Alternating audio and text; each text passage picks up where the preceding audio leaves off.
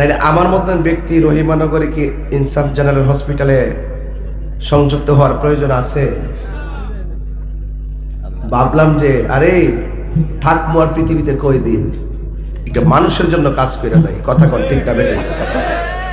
আজকে আমাদের বহুত রোগীরা কত হ্যারেঞ্জের শিকার হচ্ছে কিনা বলেন?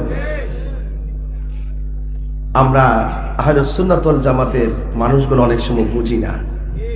আপনি ব্যাংক বলেন, বড় বড় টাওয়ার বলেন, বড় বড় বিজনেস বলেন, যত কিছু বলেন, হসপিটাল বলেন, সব আমাদের বিপরীত মানুষের।